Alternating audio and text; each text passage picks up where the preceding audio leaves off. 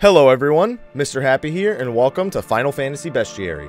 This series is dedicated towards discovering the history and lore behind Final Fantasy's most iconic creatures and characters.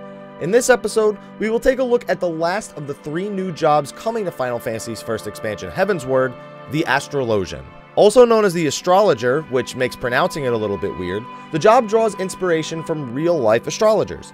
This profession usually uses the stars and other celestial phenomena to create horoscopes or explain events occurring in the real world. There is a deep belief that the two are related, and it has gained substantial following in our time, especially with the rise of the internet. Several web news outlets offer daily, weekly, and monthly horoscopes, all based on astrology. In the Final Fantasy universe, the job does pretty much none of that. They are strictly given the name due to their ability to call to the stars to use powerful spells and abilities. And by they, I mean the single instance that an astrologer has even been in a Final Fantasy game. As of this video, the only astrologer to ever be in any Final Fantasy game was in Final Fantasy Tactics. The non-playable character Auron, or Olin, was given the astrologer job. He only ever joins the party in a single battle and mostly just copied all of his abilities from the Squire job.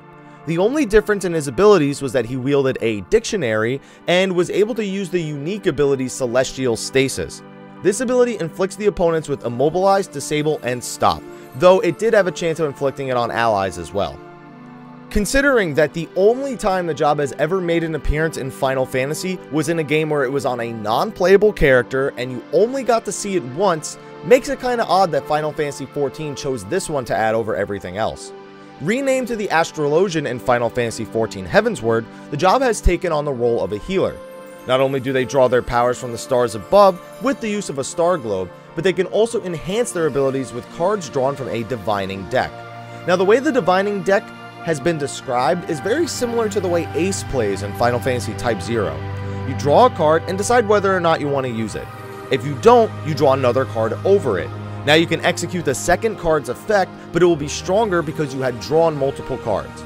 Oh, and their limit break will be Celestial Stasis, though it will simply provide the same effect as the other healing limit breaks. It's not going to do all that immobilizing stuff. The job is also said to have a healer stance and a barrier stance to change the effects of their abilities, making it a very flexible job. This is likely to allow it to fit with either the Scholar or White Mage as its healing partner, but very little is known about the effectiveness of the two stances.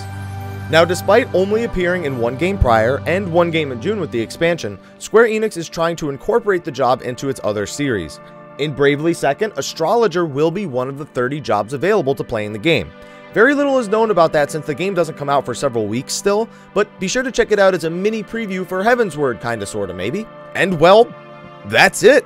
There's nothing else to talk about. Thanks for watching this episode of Final Fantasy Bestiary. Be sure to like, favorite, subscribe, and share, and check out the rest of my Bestiary series. But anyway, until next time, hopefully I'll have more to talk about. Until then, take care.